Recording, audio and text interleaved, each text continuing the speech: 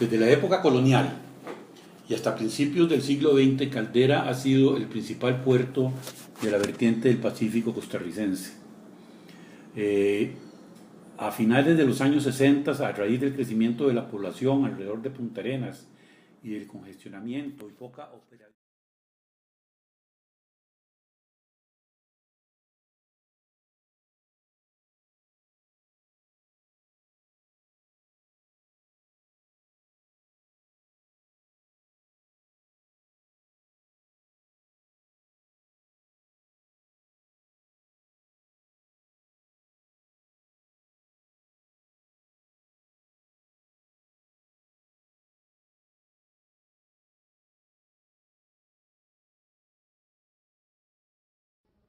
Un nuevo muelle entra en operación en Caldera.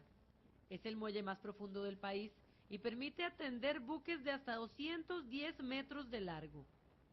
Se operará con este equipo: grúas con capacidad para movilizar hasta 120 toneladas y alcanzar alturas cercanas a los 50 metros. Son grúas que se han traído especialmente para este tipo de muelle, especialmente la gris que ven ustedes ahí. Es una grúa Super Post-Panamax de marca Liefeld, de origen austriaco, fabricada en Alemania. Tiene 144 toneladas de capacidad a pie de gancho y es capaz de atender ya los nuevos buques Super Post-Panamax, o sea, los superiores al nuevo canal de Panamá. Con el nuevo muelle multipropósito, se espera reducir a la mitad los tiempos de espera en bahía para la atención de buques. Actualmente, se pierden hasta $3 millones al año por los atrasos en la atención. A partir de ahora se podrán atender en Caldera 4 barcos de forma simultánea. Ha sido un impacto muy fuerte el costo de las demoras de los barcos, eso producto de las grandes congestiones que se han generado aquí en el puerto, que por supuesto ahora con la nueva disponibilidad o la disponibilidad de este nuevo muelle, viene precisamente a aliviar, porque como comentaba, tenemos ahora 4 puestos de atraque en lugar de 2 o 2,5 que teníamos anteriormente. Con esto se va a reducir el tiempo de operación del buque y también el tiempo de espera en bahía, puesto que es una nueva infraestructura que va a permitir mayor cantidad de buques que puedan ser atendidos a la vez. La entrada en operación del muelle se da 10 años después de lo planeado. La nueva terminal tuvo un costo de $36,5 millones.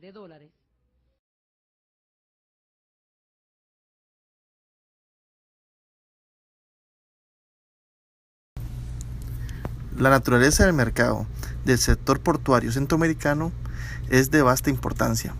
Esto mayormente por el desarrollo de las exportaciones e importaciones de mercaderías que salen por parte de los muelles centroamericanos.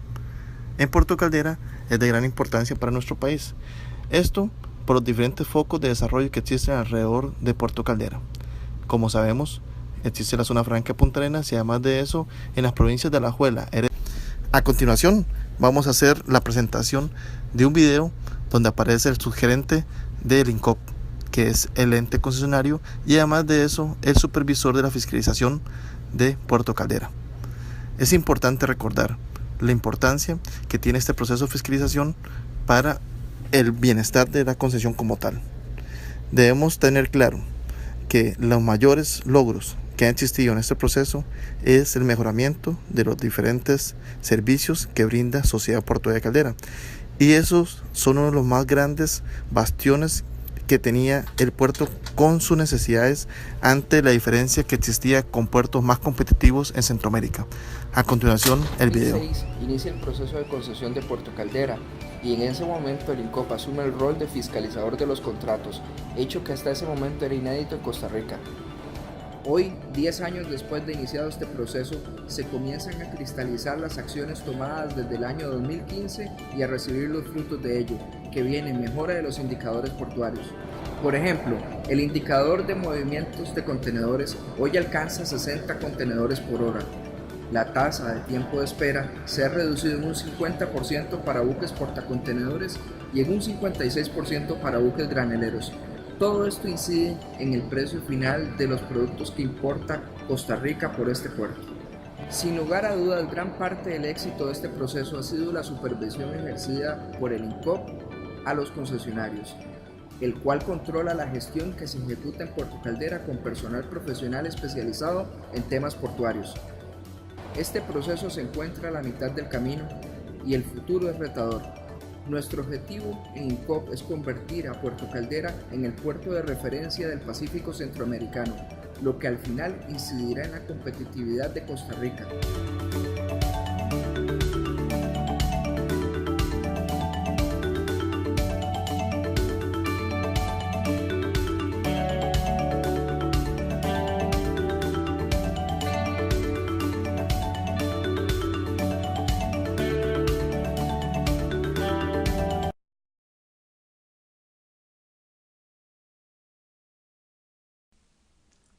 Relación costo-beneficio y viabilidad del proyecto. En este caso, lo que estamos buscando con la relación costo-beneficio es el intento de llevar al máximo posible la cuantificación de los beneficios y costos en términos económicos. Esto es utilizado cuando necesitamos tomar una decisión. No está limitado a una disciplina académica y más bien es un híbrido de diversas técnicas de gerencia, finanzas y demás ciencias sociales. La idea principal es entender y presentar los costos y beneficios en unidades de medición estándar que pueden ser comparados directamente. En el caso particular de Caldera, es muy interesante porque estamos hablando de un contrato de concesión que incluye ciertas cláusulas que facilitan el análisis del costo-beneficio y la viabilidad de este proyecto.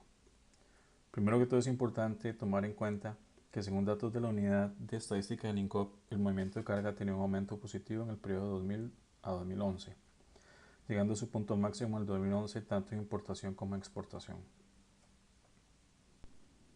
Además, tenemos indicadores muy positivos en el periodo 2013 a 2015, como por ejemplo la productividad de Caldera creció en 53.8%, el tiempo de espera a buques mejoró un 87.5%, el tiempo de portacontenedores en un 50%.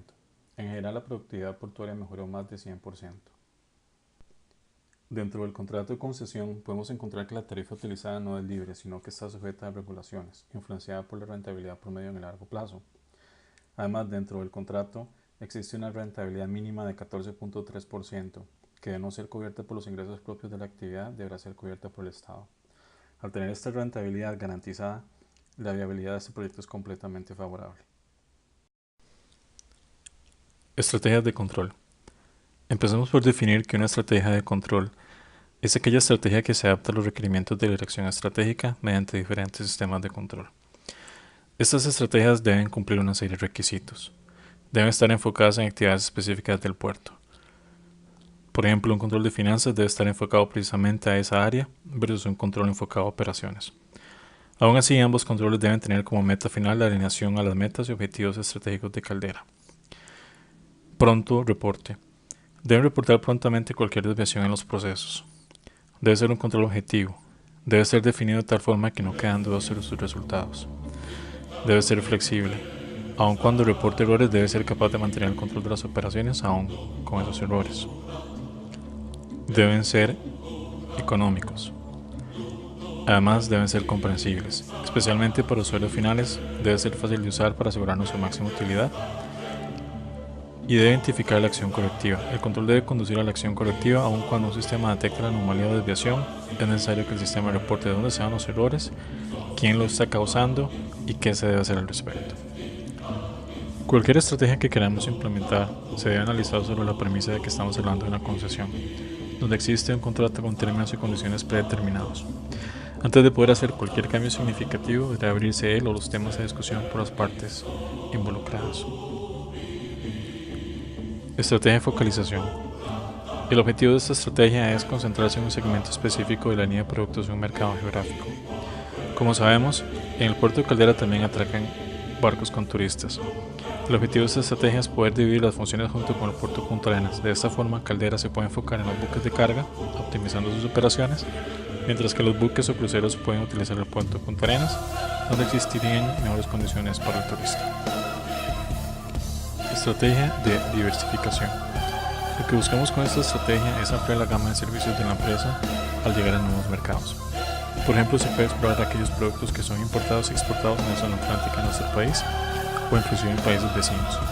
En el caso específico de Caldera, podemos explorar e implementar una diversificación horizontal donde podamos añadir no solo más clientes sino también más servicios.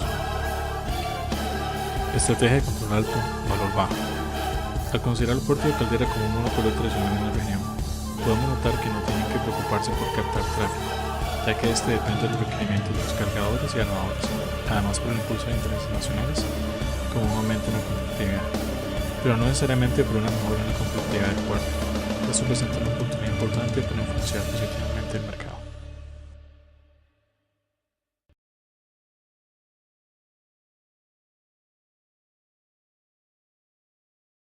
Vamos a usar para efectos de ver la competitividad y establecer cuál debe ser la estrategia de la sociedad portuaria de Caldera, el análisis de fuerzas de Porter. Son básicamente 4 fuerzas.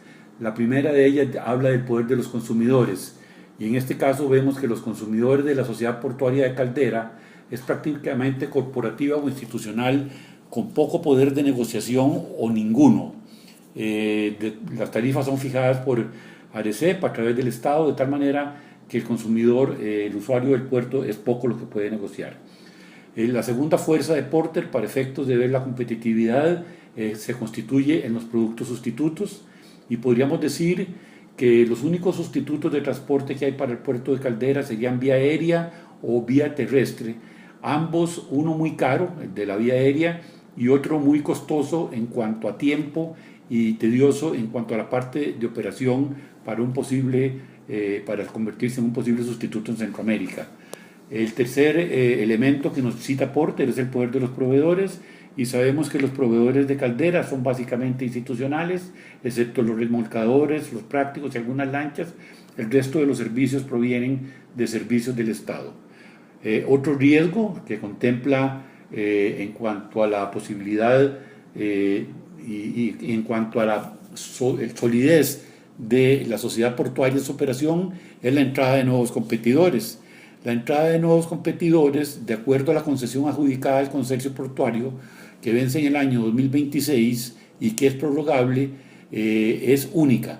De tal manera que la existencia de otros competidores prácticamente podemos decir que es nula, excepto alguna contingencia que se pudiera dar en el futuro, lo cual creemos es muy poco probable.